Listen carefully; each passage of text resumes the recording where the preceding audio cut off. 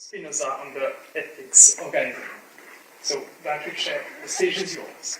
Good morning, everyone. Today I'm going to talk about Spinoza and the organism ethics, which is an ethical reflection based on mind-body relationship, hoping that it will become the preamble to a profound reflection on our way of relating to ourselves, to others, and to the meaning of contemporary ethical practice. So, what I'm proposing to you today is an attempt to redefine contemporary ethics, starting from the strength that Spinozan thought has exerted in its time and continues to exert on all of us on its expected horizon. Sometimes difficult to accept, I know, sometimes it's even paradoxical, even today as it was in the 16th century. But I've chosen Spinoza's voice because the power of his observations still appears to me as a significant promise for humanity and for research. Therefore, I will attempt to build a new synergy of intents between philosophy and science. And at the end, as a demonstration of this new contemporary synergy, we will how deeply Spinoza is connected with one of the founders of modern analytic philosophy, which is Bertrand Russell. In particular, in his theory of knowledge, of neutral monism, and in his theory of panpsychism. The theory of neutral monism considers the world consists of just one type of substance, which is neither exclusively mental nor exclusively physical, and both Spinoza and Russell reject and overcome Cartesian dualism in this way, observing that the single existing substance may be viewed in some contexts as being mental and in others as being physical. In my view, the importance of building a new synergy of intents between philosophy and science arises by the need to disrupt the common stereotypes about disciplines. Even more often today, I hear people saying philosophy is useless because now we have science, we have a huge quantity of new discoveries, and for example, even psychology is kind of in comparison with biology, with neurobiology, and in any case, no one could they have a stand comparison with medicine, could it? Whereas Spinozan thought project increasingly constitutes a philosophical necessity today, that first of all demands a profound synergy of intents between science and philosophy, between analytical and continental horizons, between physics, logic, and existentialism, as well as between the universe and the individual. As you can see, I decided to choose a few sentences of many authors that reflected on Spinozan thought, and they belong to different kinds of approaches in philosophy, like existentialist Kierkegaard, or Einstein for science, but Russell for analytical, and so on. In short, we will see that Spinoza ethics is first and foremost the ethics of an organism, and of the particular individuals who make it up. To describe an ethics organism means to comprehend the fundamental importance of each individual in relation to their own social context, from our family, our neighborhood, continent, and environment, with a focus on a constant incorporation into an ever larger and more dynamic body, coinciding at the end with the entire universe. Therefore, it's meaningful for me to clarify that according to Spinozan thought, the bodical universe includes not only humans but also animals and plants and other species existing, even rocks and viruses. And not only from an ontological point of view. They are equal even from an ethical point of view. And this could make things a lot about, as a premise for a reconsideration of the relationship between humanity and the environment. So,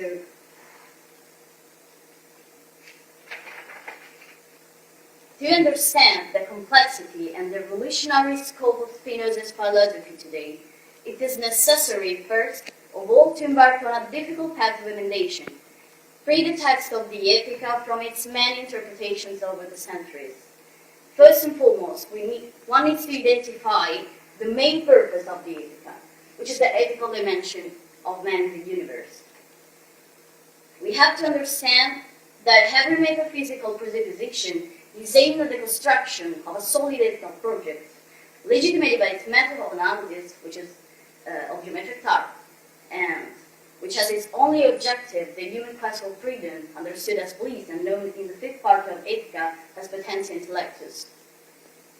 To understand this relationship between metaphysics and ethics, Spinoza had chosen a better Rossi sentence, which considers how much of the ethics can survive the rejection of the metaphysics. And this I can argue with as a due to time constraints. Maybe if you have any interest, we can talk later about this relationship. I'd like, moreover, to illustrate this process from metaphysics abstractum to the ethical project and the final part about happiness and freedom by quickly showing you the structure of the Ethica. As you aware, Ethica is divided in 5 parts. The first part is entitled Deo. And Spinoza, in the first part, described the nature of God and his properties, namely that his existence socially, that he acts by the sole necessity of his nature, that is a free cause of all things and all things are in him, and finally, that he acts, that things have been predetermined by God not according to the freedom of his will, but according to his absolute nature. And Spinoza uses also this particular expression, which is Deus sive natura, to make us very clear what it means with the word God. And God, for Spinoza, is nature, means nature. And we are in him as all things, and that's why we are nature and we are God. Or better, we are one with modifications, as well as trees and rocks. So there's no distinctions between humanity and the environment, according to Spinoza. Because as modifications, we are conceived through the concept of nature, through the concept of God, of substance, which is the same thing. The second part is entitled De Natura ed Origine Mentis. Here Spinoza begins with definitions of concepts such as body, mind, idea, reality, and at this point the actual ethical treatment begins following the metaphysical one. Spinoza's ethical project begins with the investigation of their relationships between ideas, which are mental states, and the modes of the attribute called extension, which are physical states. Attributes are nothing but the expression called by our intellectus of substance. The third part is entitled De Origine et Natura Affectum, and considers human action and desires as a matter of lines, surfaces, or bodies. Here Spinoza clarified that all physical disorders, which is a body modification, have a mental counterpart. So the relationship is not, the interaction is not of a causal type. It's a relationship of correspondence. The fourth part is entitled De Servitute Humana Seu de Affectum Viribus. This is about the actual starting point regarding ethical practice. And we must first learn not to be slaves to our emotion, according to Spinoza. We have to learn to manage our emotions through study, through knowledge, through scientific knowledge of what we are, of what we experience. We can gain awareness and consequently act in freedom. And this is why, this is the reason why we can achieve our potentia intellectus. And the fifth part, the last part about happiness, about freedom, it's called the potentia intellectus, seu de libertate humana. The true strength and knowledge that Spinoza sees in recognizing the divine necessity for the existence of things, namely freedom, start from understanding our emotions. And so in order to free ourselves from the force of emotion, and we can recognize ourselves into our ethical dimension of the natural law. Understand our emotion, this is particularly important, means to understand also others' emotions, by which we are constantly affected. So contrary to Hegel's interpretations of Spinoza, system conceived as a monolithic substance suppressing individuality, that also we can discuss later if you want. It's crucial to understanding Spinoza's entire philosophy, the Ethica's second part, known as the Treatise on Physics, that highlights the importance of individuality through the concept of principium individuationis, constituting a fundamental starting point for any project of ethical analysis. So, let's take writing. You can see the 10th proposition in the second part of Ethica, which Spinoza explains that substantia formam hominis non constituit. This means that humanity is not a substance, and neither the particular individuals will make it up the global society. This means their bodies and their minds are not substances too, and as particular modifications of the same unique substance called universe, we have the possibility to change, to build a decisional process, to create our own life project according to the natural rules. And this is our starting point, the man's role in the universe. Shortly afterwards, Spinoza begins to bring out the importance of individuality that makes up the universal body and answer the question, how are bodies distinguished? So bodies are distinct from one another by the reason of their motion and stillness, their speed and slowness, and not by the reason of their substance. And moreover, we shall say that its bodies are united together and that they all together make up a single body or individual. So, in other words, the individual is to be conceived as a societas in which the fundamental constitutional norm is given by the continuous vibration of the many ones, provided that the invariance of the constant that regulates communications and exchange of reciprocal movements as a whole is maintained. As a great Spinoza scholar,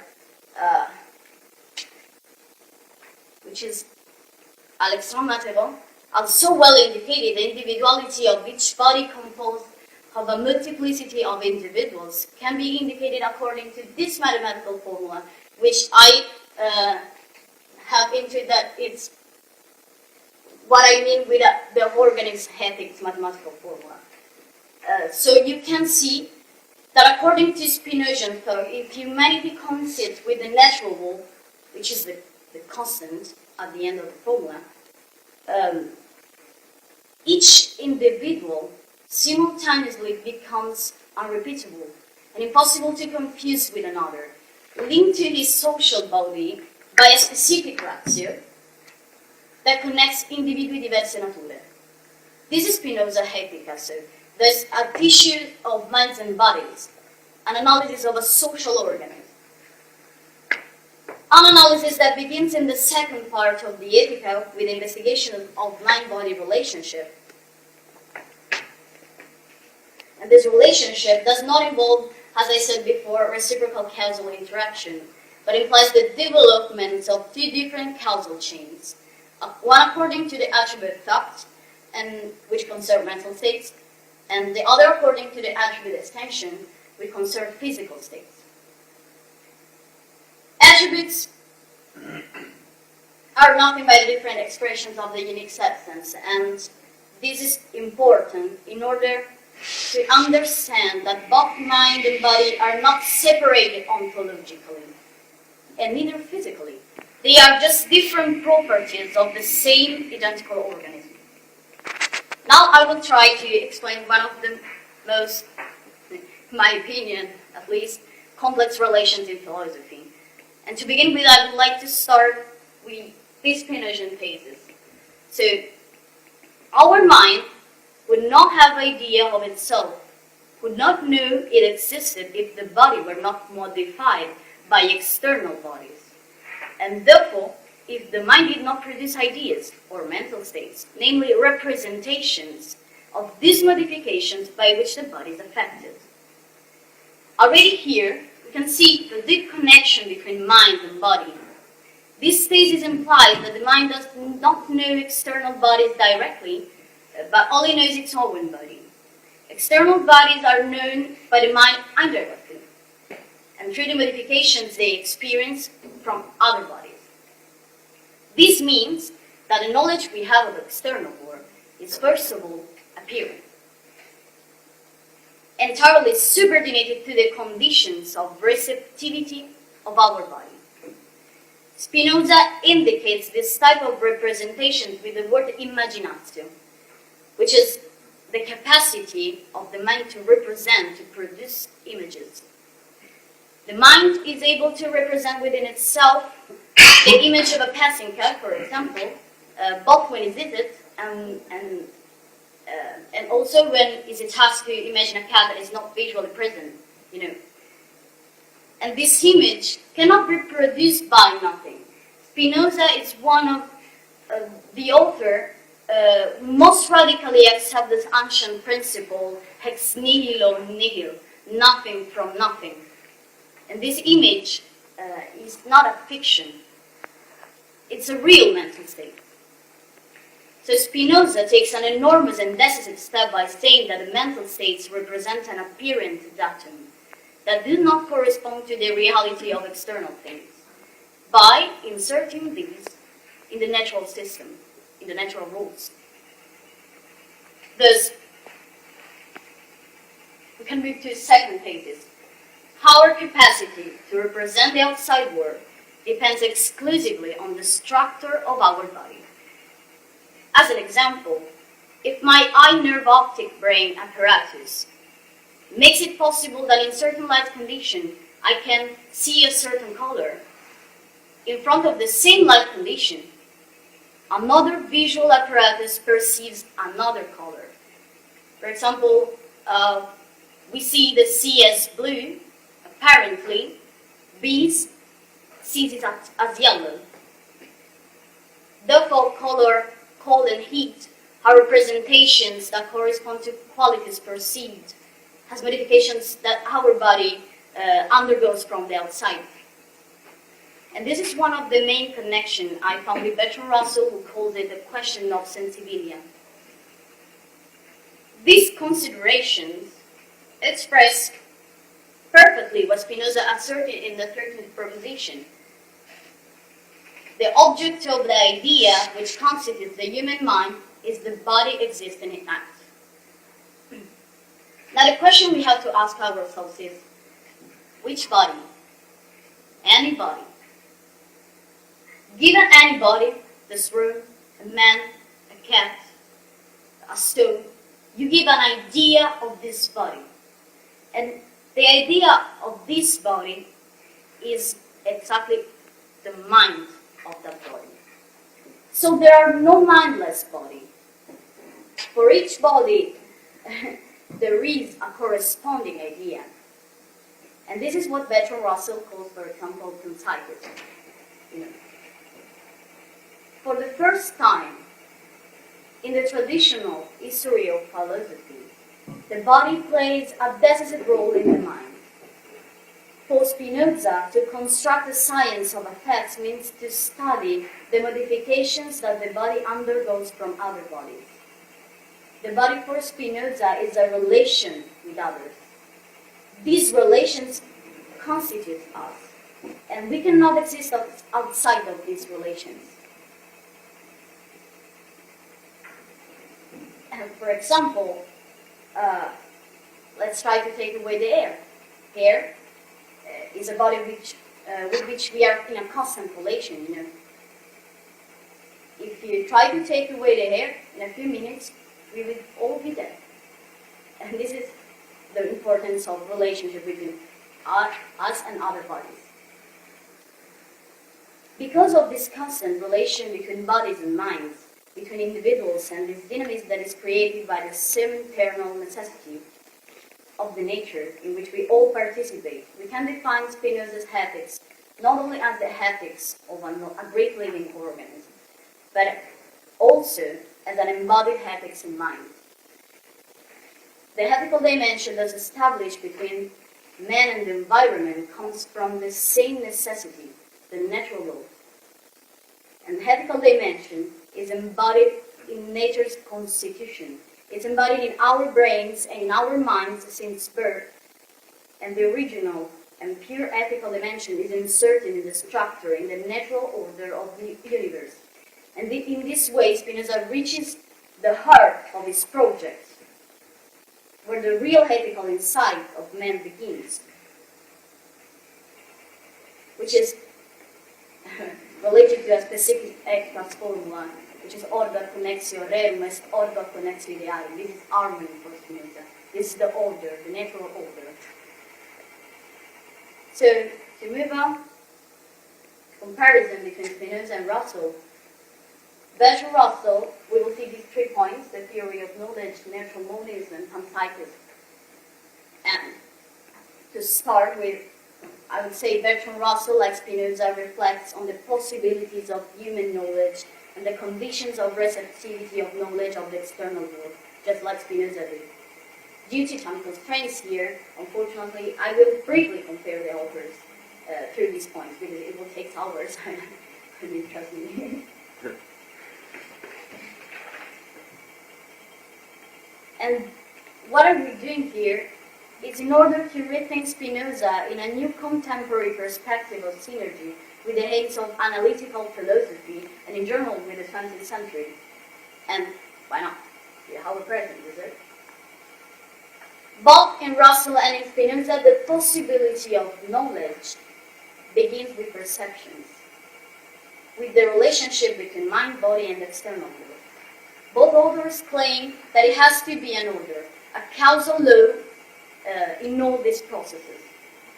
What Spinoza meant for imaginatio, the moment of reception of a modification in our body, to which corresponded a particular idea in our mind, Russell has called sensibilia data, namely the qualities perceived as appearances of the external objects, such as cold, heat, and colors, as we've seen before, that can produce representations, or better, the beginning of a knowledge process, from individual points of view to scientific discoveries through the support of the logical inferences. And so you can see a quote by Our Knowledge of the External World by Bertrand Russell, which describes a certain series of appearances connected with each other by continuity and by certain causal laws, which refers to the thing perceived. And as Spinoza would say, also Bertrand Russell, in a knowledge by acquaintance and knowledge by description, says, I say that I'm acquainted with an object when I have a direct cognitive relation to that object, to the conditions of receptivity of our body. Moreover, as Spinoza had foreseen, by initiating the study of the science of affection, received by the body from the external objects and represented in our minds. Russell's contributions to metaphysics and epistemology are also unified by his views concerning the centrality of scientific knowledge and the importance of there being an underlying methodology common to philosophy and science. In the case of philosophy, this methodology expresses itself in both authors through Russell's use of logical analysis and through Spinozan geometric method, both adopted in order to achieve more and more awareness of our world perception and consequently understand the possibility of an ethical project based on our emotional living. Both Spinoza and Russell understood how fundamental it is to comprehend human desires in order to build an ethical analysis and a new horizon shared by science and philosophy. In the theory of natural monism, according to the Russellian theory, the world consists of just one type of substance, which, as I said before, is neither exclusively mental and nor exclusively physical.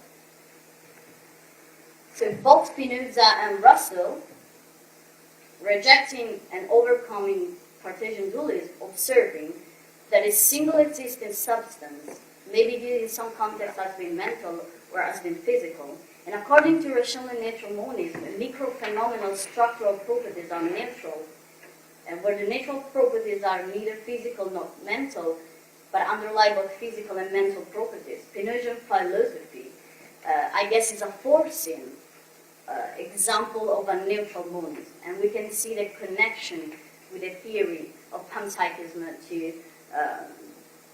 to give more demonstrations of that. Panpsychism is the doctrine that mind is a fundamental feature of the world which exists throughout the universe. Russell's panpsychism is defined as constitutive. The micro-phenomenal or quiddity properties constitute the elementary structure of reality, of which we perceive the macro-phenomenal or familiar properties. Russellian panpsychism is so full because it holds up that phenomenality is everywhere. It occurs wherever the most basic physical arrangements occur. Now, my aim today is neither to support nor to object the panpsychist theory, but exclusively to point out the deep connection of Russellian panpsychism and Spinoza theories of mind. The motto that unites the different forms of panpsychism says that mind is everywhere. And considering Russell's panpsychist theory with that of neutral monism, we can see how strongly Spinoza's thought constitutes an evident echo of these theories.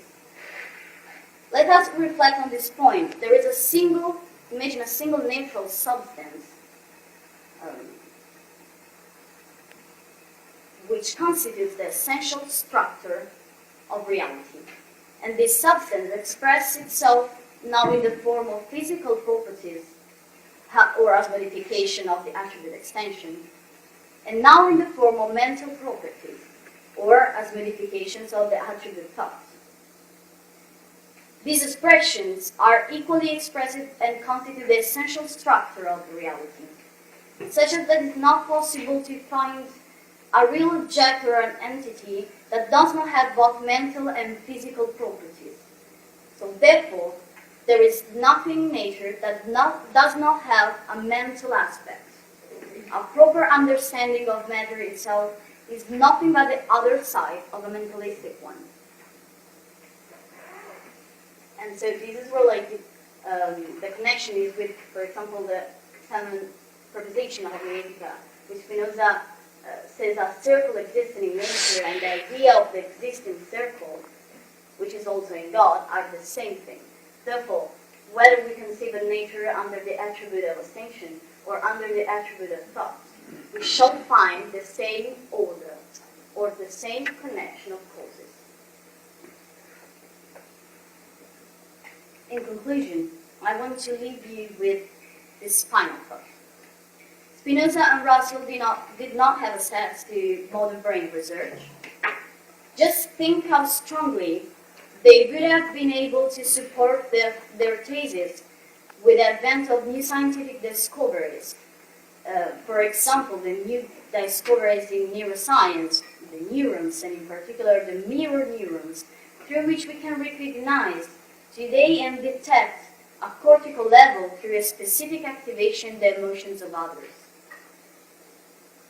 Learning to understand others from the inside, even before with the mind and with cultural backgrounds, education.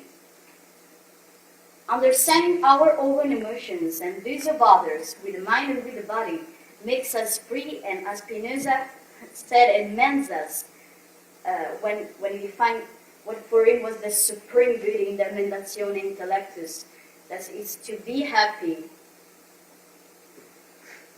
means to be among others in accordance with the laws of nature, understanding that in the world there is neither good nor evil.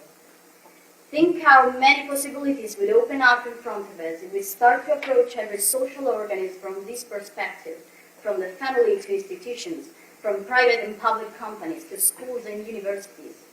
Think about understanding the synergy of knowledge from a new organic perspective, science and psychology, biology, philosophy, economics, law, medicine, no longer divided among themselves, but understood as functions, as attributes or expressions of a single substance to which every life and every speaker thus belongs.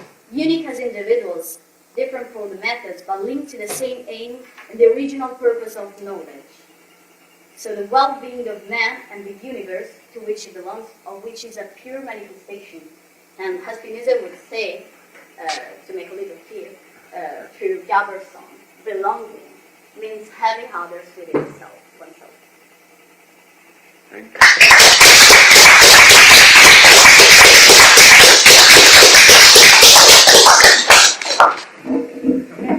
Thanks a lot for that, Richard. So we have about 10-15 minutes for the Q&A. Just to remind everyone, full-on question and follow-up, just a thing. First question goes to Olivier. Thanks a lot, Beatrice, for your presentation. I have questions about your definition of neutral monism. Can you go back to the preceding slide? No, just a slide, just because that one. Yeah. So I don't think that Russell's neutral monism is a version of panpsychism, and I think the reason stems from your definition here. So you say that for neutral monism, so Russell, the basic constituents of the universe are neither exclusively mental nor exclusively physical. And I think that's not strong enough for what Russell wants to say. What he wants to say is that the basic constituents of the universe are not mental at all, nor physical at all. So the basic ingredients which he calls aspects or sensibility are unseen perspectives of various ways. They are in themselves neither mental nor physical. This is what he called them neutral, right? And when they are grouped in a certain way, as you supposed to take before, they become these groupings of perspectives is mental, and another way of grouping these aspects is something physical. So it's not as if there is one thing with different aspects with respect to the different constituents of the universe. It is rather that there is one neutral thing, and these neutral things can be grouped in several ways. So you see, and it's very different from panpsychism. Panpsychism, you say that the basic constituents of the universe have these two aspects, which is what neutral monism is. See the distinction? Yeah, I see the distinction, but in the history of philosophy, as you're aware,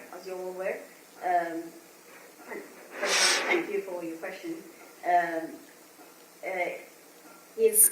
Was interpreting the natural monism of Bertrand Russell was interpreted as a kind of panpsychism too, and I see the distinction. But if we reflect on that, there is a neutral substance in the origin, and this is neutral, so it's not neither mental, neither physical. But then we consider that the ethics of panpsychist theories of Russell, of interpretation of Russell, tells us that it exists in these microphenomenal properties which are mentalistic. Okay, it's like if we just get a step back with the theory of neutral monism at the beginning, and then we have the panpsychism. Panpsychism is not, does not exclude that there's physical statements,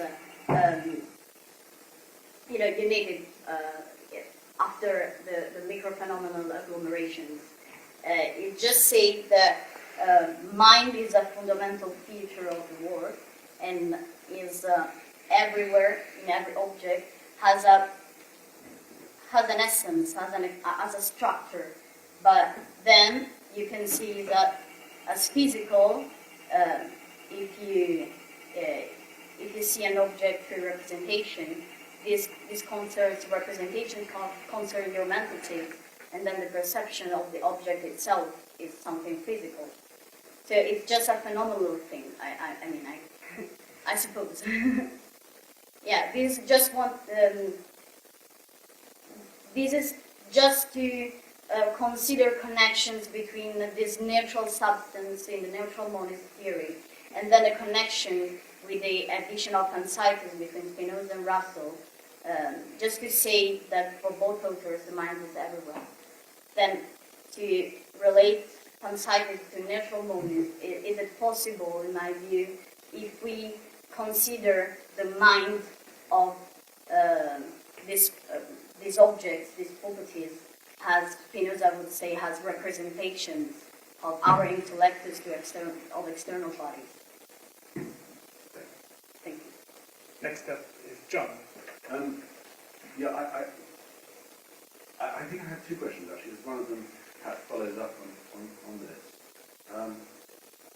So I think panpsychism and neutral monism were sort of connected by writers in Russell's sort of intellectual milieu, by Whitehead and by James.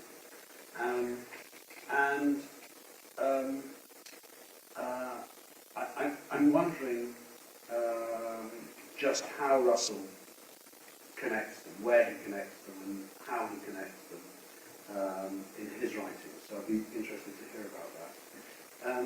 The question I was originally going to ask you was this: that you showed on an early slide a little. You don't need to find it, okay? A little quote from the History of Western Philosophy. I think that's right, where Russell says that it's interesting to explore the extent to which Spinoza's ethics can be detached from his metaphysics. And I was wondering, I mean, that sounds as if it's written by somebody who's critical of the metaphysics and admires the ethics and is hoping that the ethics will survive the abandonment of the metaphysics. Whereas here you've been emphasizing the connection and the similarity between their metaphysical doctrines. So, am I right to draw that inference from the little passage, i.e. that Russell was, in some respects, very critical of Spinoza's metaphysics and thought that the ethics the ethical doctrines need to be separated from it? Yeah. This was a passage, but... Is it in fact from the History of Western Philosophy, or is it from somewhere else? Sorry, what? I didn't listen. Where is the Russell passage from? You know, where did he write that? Oh, it's right from.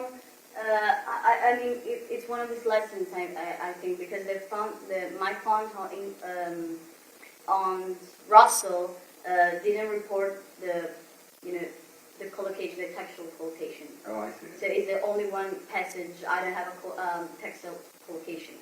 Right. It may be from the History of Western Philosophy, because that very funny remark where he says, that he was the noblest, most ethical philosopher, and he says, as a logical consequence, he was reviled for 100 years after his death. That's certainly from the History of Western Philosophy. Yeah. But anyway, sorry. So go ahead, please. Could you explain a little bit about that? Yeah. So this passage tells how much of the ethics can survive the rejection of metaphysics. And thank you for the question. It's like Bertrand Russell. It's true that he criticized the metaphysics of Spinoza, but the connection between both authors is not from just a metaphysical point of view, but concerns specifically the science of affection and researches on desires and on representations, on perceptions, more than a metaphysical comment. Thus, it's meaningful to clarify that Russell liked to reject the Spinoza metaphysics in order to let survive the ethics, but maybe it just has talked about that because Spinoza metaphysics was at the time very, very criticized, very. It has always been just prohibited for all philosophers. So, let us think about Kant, which has a Spinoza's beginning, and then with the Dissertatio, it was totally blocked by university because he supported Spinozan thesis. So I guess Russell wants to evaluate Spinoza as an ethical philosopher because to let him survive because it was his supporter, you know. I see. So you're saying this remark does not actually reflect Russell's own attitude with Spinoza's metaphysics, but a prevalent attitude. Have I understood you correctly? Not actually. It's like I think it's like Russell's attitude to permit to Spinoza to live in philosophical environment, you know. Because if we consider Spinoza from the ethical point of view, we do not have to accept the strength and the fascinating but also terrifying implications of his metaphysics. This is my answer. Is there any other question? We still have a bit of time since. Yeah, Anna? Yeah, just out of curiosity, so you use this part of aspects and of considering something under an attribute, conceiving something under an attribute. So what is Spinoza's theory of that? Of attributes. No, of specifically considering something under an attribute, of an aspect. Oh, yeah. Attributes, as I said before, are expressions called by our intellect. So, to understand something which belongs to an attribute or is modification of an attribute means to say that the nature is so defined, is a whole which has infinite properties, and we can understand as human beings just two of the natural properties, which is one the attribute thoughts and the other the attribute extensions. There are infinite properties, so attributes are infinite expressions of this whole, of this substance, and we can understand only two. And this is one of the most difficult metaphysical problems in Spinoza, for example. Therefore, if you, as a human being, we are all modifications of these properties. So we are a possible exit of a natural property, you know. So this is the main thesis. Attributes are expressions, and modification are entities who are conceived through the concept of attributes and of substance, because they can be conceived in themselves. They need another concept to be conceived. Whereas attributes is the expressions called by intellect of the essences of substance, you know. So is everything both extended and not extended on this view? Order? So the physical world, the stuff that appears in our representations or whatever, on this view, because you said that it could be in extension or it could be in thought, and I presume thought just means non-extended, right? So thought is a property of nature, and extension is another property of nature, but they are not separated ontologically. And with Spinoza think they're compatible. So are they compatible properties or not compatible? No, not actually. They're not compatible. They're different properties, but of the same thing. Yeah, I mean, I have hair and feet. Those are different properties, but they're compatible. No, because you have hair and teeth, and they're all modifications of the attribute extension, whereas your beliefs, your sensations, your mental states are modifications under the attribute thought.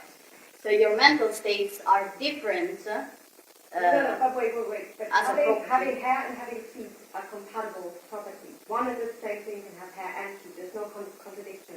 Yeah. So I was thinking, but being extended and not being extended, like the mental is usually taken to be not extended in state,